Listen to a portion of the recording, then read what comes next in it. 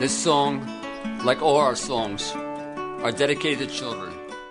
I also became a raw food chef, and there's recipes in here as well. There's before and afters, and so on. And then I went on to write this next book, Raw Knowledge, Enhance the Powers of Your Mind, Body, and Soul, which is more interviews with people, other people who've been eating this way for a very long time. Then I went on to write this book, Healing Inflammatory Bowel Disease. And this book should be called Healing All Disease, actually, because the information in there will help people heal all disease. It exposes doctors and the way they treat people and so on. I think my next book might be called If You Want to Be Healthy, Eliminate Your Doctor. And this is actually the newest version of this book. It just came out 2 days ago. I can't say it's hot off the press because I'm a raw foodist and I can't 108 degrees off the press. But it just came out. It's brand new information. It's a completely new book. And then I had all this information out and I was traveling all over and teaching. But for some reason, people weren't getting it. People were sicker than ever. They were coming to my lecture. They'd chuckle every now and then, but they weren't going home and doing it.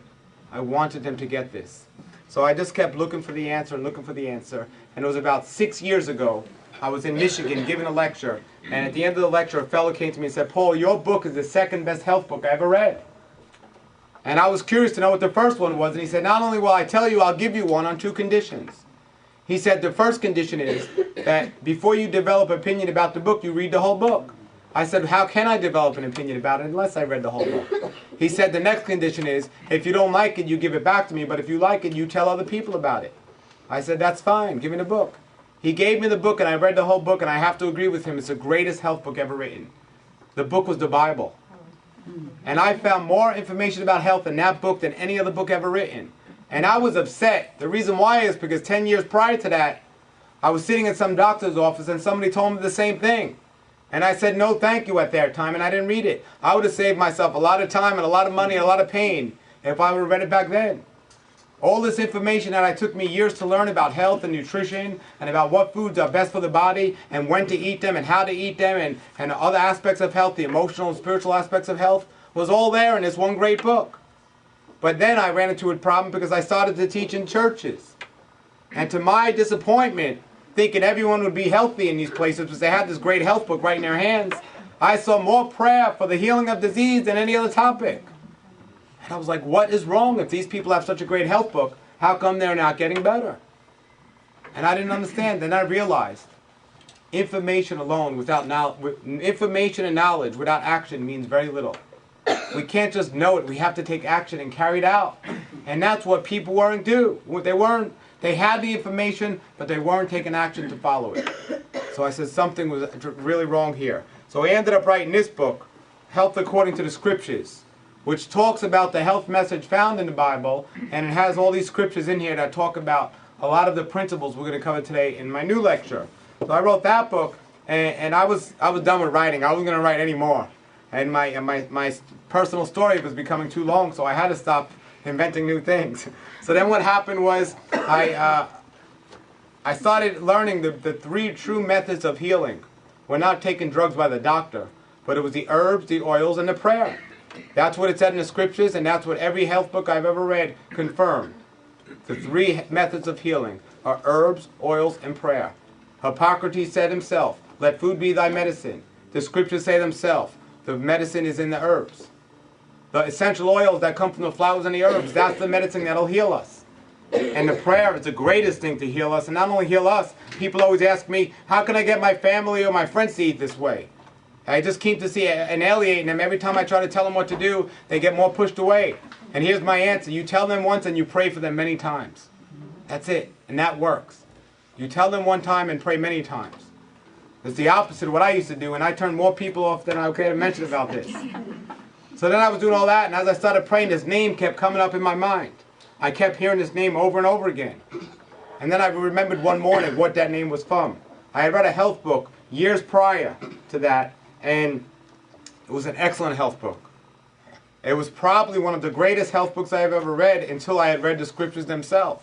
And the name that kept coming up in my mind was Arnold Ehret. Has anyone here ever heard of Arnold Ehret?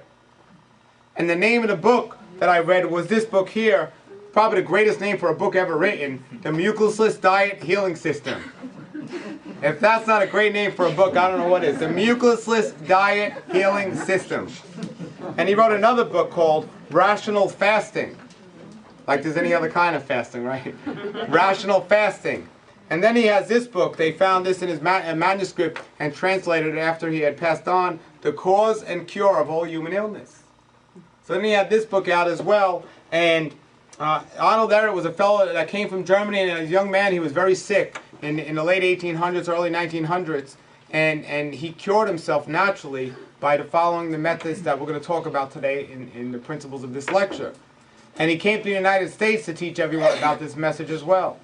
And then he wrote these books, and all of his books had something in common. He called it the formula for life. And I am convinced, I call it the formula for health. I am convinced that this formula for health, which is the premise of my new book, which I combine the information found in the scriptures, the information that I received at Hippocrates Health Institute, the information I got from all these other interviews of the people I've interviewed, and to top it all off, the formula for health. I don't care whatever diet is you decide to eat, whether it be a 100% raw food diet, a regular diet that has a lot of fruits and vegetables in it, or even if it's a lousy diet. If you follow these principles, your health is going to improve.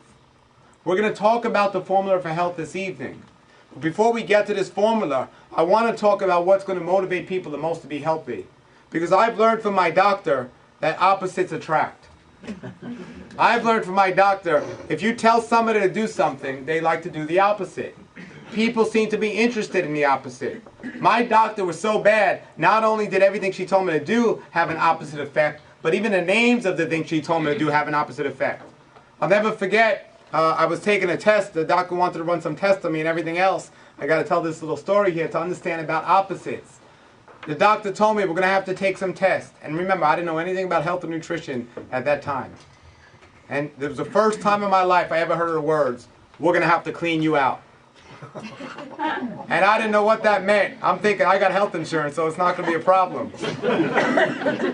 So she hands me this gas tank with nothing in it, except a little powder at the bottom of it. And she said, drink this. First thing she told me was I'm going to have to go on a liquid diet. And I said, I'm not into those fruits and vegetables. She said, no, a liquid diet, according to doctors, was Jell-O, coffee, and all this. I said, no problem with that. So I went on a liquid diet. I said, okay, I'm cleaned out. She said, no, now you got to drink this stuff. Now, you talk about opposites and inappropriate names for things. Not only did this thing clean me out, this drink, but it probably cleaned all the pipes in my bathroom out as well. The name of this drink was the most inappropriate name for a drink and the most deceptive name of anything. It was called Go Lightly. It made me do everything but that. A more appropriate name for this drink would have been Fire in the Hole. So I learned from the doctor that opposites had a lot of way to impact people. So I said, that's it. I want to teach people about health. So how can I teach them about health? Well, I realized the greatest way to teach people about health is teach them about the opposite of what health is. What is the opposite of health? Dis-ease. And I confirmed this as I've been traveling and asking people why they came to a health lecture. People weren't coming to a health lecture to learn about food or nutrition. I found the most motivating reasons people would come to a health lecture, there were three, and diet and nutrition wasn't one of them. The most motivating factor people came to health lecture was, if somebody was sick, how do they get well again? That was the number one factor. If somebody had a disease, how do they get rid of it? The next motivating factor was, if somebody wasn't sick, how did they avoid getting sick? And then the third motivating factor was, how can somebody stay looking young? Now, if somebody could be convinced that diet and nutrition has something to do with accomplishing these goals, it's then they start to look at diet and nutrition. But unfortunately, a majority of people today have been convinced and deceived to believe that they can accomplish these goals without changing their diet. How do I know that? Because when I still go in these fast food places,